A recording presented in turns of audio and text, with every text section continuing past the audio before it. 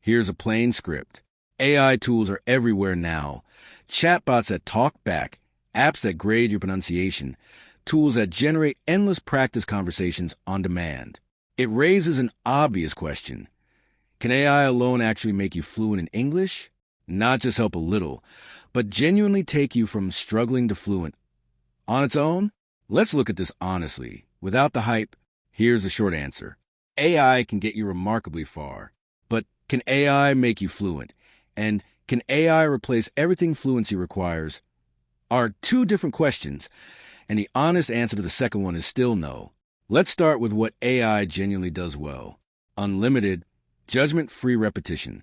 You can ask an AI the same question 10 different ways, make the same mistake 50 times, and never feel embarrassed. This alone removes one of the biggest psychological barriers that stops learners from actually practicing enough. Instant, tailored feedback. Instead of waiting for a class or a tutor session, AI can correct your grammar, suggest more natural phrasing, or explain a confusing rule the moment you need it. This tightens the loop between making a mistake and understanding why, which speeds up learning considerably. Infinite practice scenarios. Need to practice a job interview, an argument with a landlord, or small talk at a party. AI can simulate all of it instantly, as many times as you want, without needing to find a willing human partner. Constant availability. Fluency requires volume, lots of speaking hours. AI removes almost every barrier to getting those hours in, since it's available anytime you have 5 free minutes. Now here's where AI genuinely falls short and why it can't do this job alone. It lacks true unpredictability. Real conversations are messy. People interrupt, change topics abruptly, mumble, get emotional, talk over each other.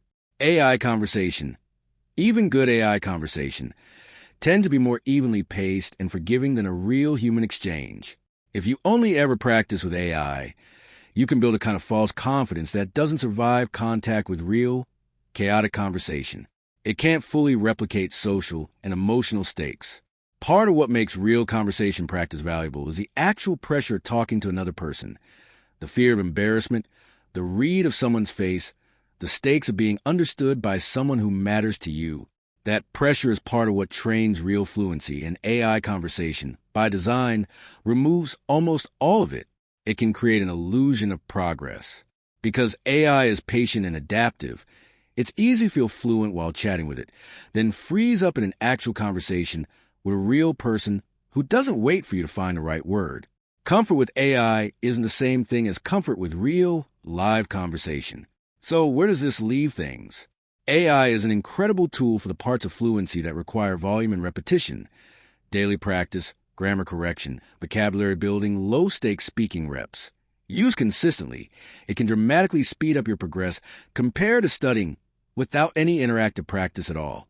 But fluency also requires real, unscripted human interaction eventually. Not because AI conversation is fake or useless, but because part of fluency is handling unpredictability, emotional nuance, and genuine social pressure. Things a real relationship or real conversation carries that a chatbot, no matter how advanced, doesn't fully replicate. The most effective approach isn't choosing AI or human interaction. It's using AI to build volume, confidence, and daily consistency while still seeking out real conversations, even occasionally, to test that progress under real conditions. So, can AI make you fluent in English? It can get you most of the way there faster and more consistently than most learners manage on their own. But the final stretch, the part where fluency gets tested under real, unpredictable, human pressure, still needs real people.